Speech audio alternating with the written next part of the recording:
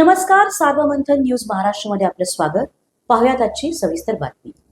अहिल्यानगर जिल्ह्यातील राहुरी तालुका पोलीस ठाण्यात काल बुधवार दिनांक 17 जून रोजी सायंकाळी घडलेल्या प्रकारामुळे परिसरात मोठी खळबळ उडाली आहे. एका गंभीर प्रकरणाच्या संदर्भात सुमारे 50 ते 60 तरुणांचा जमाव पोलीस ठाण्यात दाखल झाला होता. यावेळी पोलीस अधिकारी व कर्मचारी संबंधित तक्रारदारांना आत थांबण्याचे व इतरांना बाहेर जाण्याचे आवाहन करत होते. मात्र जमावातील एका तरुणाने पोलिसांना आक्षेपार्ह व अवमानकारक भाषेत सुनावल्याने वातावरण चिघळले. यामुळे संतापलेल्या पोलिसांनी परिस्थिती नियंत्रणात आणण्यासाठी लाठीचार्ज केल्याची माहिती समोर येत आहे. अचानक झालेल्या कारवाईमुळे काही तरुणांनी पोलीस ठाण्याबाहेर धाव घेतली.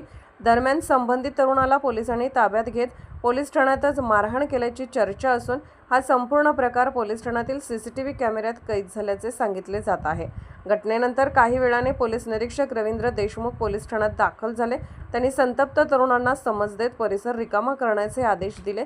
त्यानंतर काही स्थानिक तरुण नेत्यांनी मध्यस्थी करत वाद शांत करण्याचा प्रयत्न केला व संबंधित तरुणाला सोडण्याची विनंतीही केली. या प्रकरणी पोलीस उपनिरीक्षक समाधान पडवळ यांनी शासकीय कामात अडथळा आणणे व शासकीय आवारात आरडाओरडा केल्याप्रकरणी अमोल ज्ञानेश्वर मंचरे व 31 राहणार नांदगाव तालुका नगर या तरुणाविरोधात अदखलपात्र गुन्ह्याची नोंद केली असल्याची माहिती पोलीस सूत्रांनी दिली आहे. सार्वमंथन न्यूज महाराष्ट्र, राहुरी, अहिल्यानगर. सार्वमंथन न्यूज महाराष्ट्राला लाईक करा, शेअर करा, सबस्क्राईब करा.